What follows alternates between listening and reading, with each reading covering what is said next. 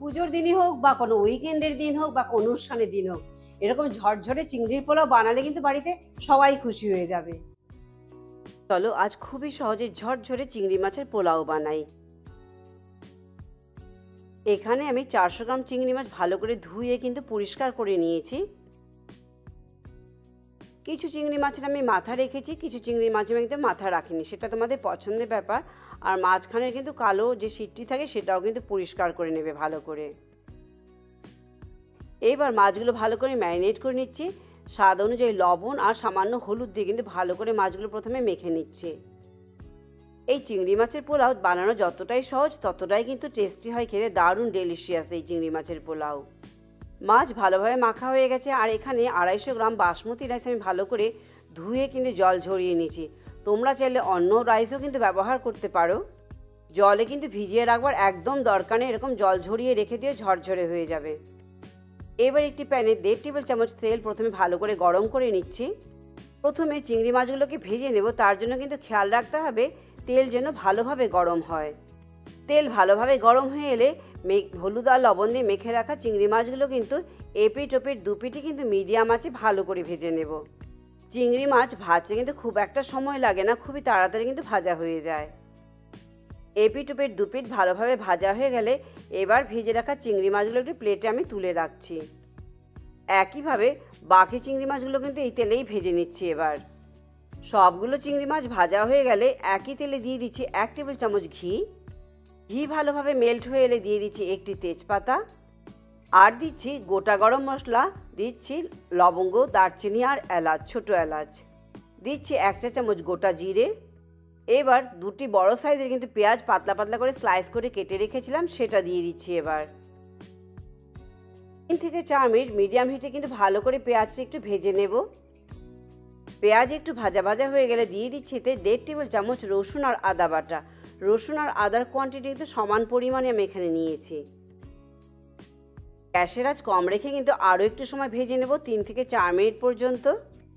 এবার এতে দিয়ে দিচ্ছি 1/2 টেবিল চামচ হলুদ গুঁড়ো, স্বাদ অনুযায়ী দিচ্ছি লবণ, 1 চা চামচ জিরে গুঁড়ো, 1 চা চামচ ধনে গুঁড়ো, 1 চা চামচ লাল লঙ্কার গুঁড়ো।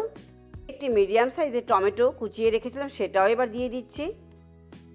সব কিছু ভালোভাবে মিশিয়ে নিবার ঢাকা দিয়ে কিন্তু মিনিট 5 মতো আমাদেরকে রান্না করে নিতে হবে, যতক্ষণ না পর্যন্ত টমেটো ভালোভাবে নরম হয়ে যাচ্ছে। মিনিট 5 পর ঢাকা খুলে একটু নেড়ে চেড়ে নিয়ে দিয়ে দিচ্ছি এখানে চিড়ে রাখা কাঁচা লঙ্কা 2 থেকে 3টে।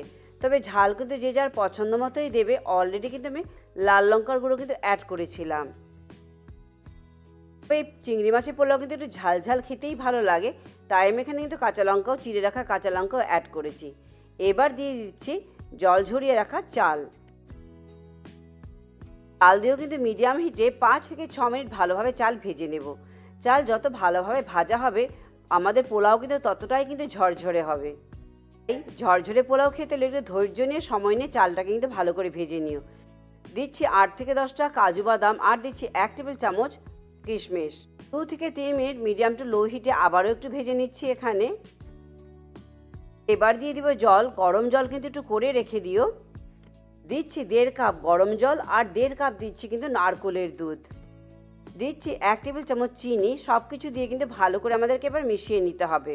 1/2 কাপ চালে কিন্তু এখানে আমি 3 কাপ জল আর নারকেলের দুধ মিশিয়ে সমান পরিমাণে এখানে দিয়েছি। এবার ঢাকা দিয়ে মিডিয়াম হিটে 7 থেকে 8 মিনিট আমাদেরকে রান্না করতে হবে। লিডের ফুটোটি একটি লবঙ্গ দিয়ে আটকে দিচ্ছি যাতে স্টিম এসকেপ হতে না পারে। এই ঢাকা দিয়ে রাখা কতক্ষণ দেবে আর জলের পরিমাণটা, এটা কিন্তু ডিপেন্ড করে অনেকটা চালের উপরেই, কিন্তু চালের কোয়ালিটি, কোন চাল ব্যবহার করছো, তাই একটু এদিক ওদিক কিন্তু হতে পারে। মিনিট 7-8 পর ঢাকা খুলে এবার ভেজে রাখা চিংড়ি মাছগুলো এতে দিয়ে দিচ্ছি। চাল কিন্তু এখনো পুরোপুরি সেদ্ধ হয়নি, এখনো কিন্তু 50% মতো কুক হয়েছে। সবগুলো চিংড়ি মাছ দিয়ে খুব আলতো হাতে কিন্তু চাল আর চিংড়ি মাছ ভালো করে মিশিয়ে দেব। এখানে একটু আলতো হাতে করতে হবে যাতে চালগুলো ভেঙে না যায়, তাই। আর এভাবে মিশিয়ে যাতে সবগুলি চালে কিন্তু সমানভাবে ভালোভাবে কিন্তু সেদ্ধ হয়ে যাবে। সব কিছু এভাবে আলতো হাতে মিশিয়ে দিয়ে কিন্তু ঢাকা দিয়ে আরও 5 মিনিট কিন্তু একদম কম আঁচে কিন্তু রান্না করব।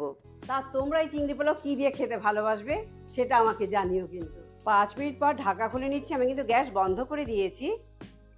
এখনও কিন্তু একটু সময় স্টিমে রাখবো, তাহলেই দেখবে কিন্তু চাল একদম ঝরঝরে হয়ে যাবে। একটু সময় আমি ঢাকা দিয়ে রেখে দিচ্ছি। এবার এই চিংড়ি পোলাও কিন্তু একাই 100, এর সাথে আর কিছু দরকার নেই। তবে তোমরা যদি এটার সাথে কিছু খেতে ভালোবাসো সেটা জানিও কি দিয়ে তোমরা খাচ্ছ।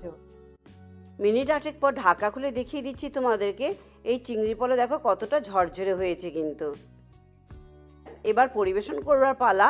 তোমাদের পছন্দ মতো গ্রিন স্যালাড বলো, দই বা রায়তা, রোস্টেড পাঁপড় বা ভাজা পাঁপড়, যে যেভাবে খেতে পছন্দ করো সেভাবেই কিন্তু পরিবেশন করতে পারো। খুবই সহজে কিন্তু এই ডেলিশিয়াস ঝরঝরে চিংড়ি পোলাও এবার তোমরা বাড়িতেই বানাতে পারবে। রেস্টুরেন্টে গেলে কিন্তু পুজোর সময় 500 থেকে 1000, আমার আইডিয়া নেট থেকেও বেশি দিতে হতে পারে। তো বানিয়ে ফেলো ঝটপট, বাড়িতে থাকা জিনিস দিয়ে কিন্তু বানাতে পারবে। আর খুবই সিম্পল বানানো, দেখিয়ে দিলাম স্টেপ বাই স্টেপ কি করে বানাবে তোমরা। চলো যাই আমি এবার, আর ভিডিওটা আজ এখানেই শেষ করি। আর নিশ্চয়ই তোমাদের রেসিপিটি ভালো লেগেছে, তাই লাইক শেয়ার সাবস্ক্রাইব করতে একদম ভুলো না। আরও অনেক ডেলিশিয়াস রেসিপি নিয়ে তোমাদের কাছে আসবো। সবাই ভালো থেকো, চলো বাই বাই।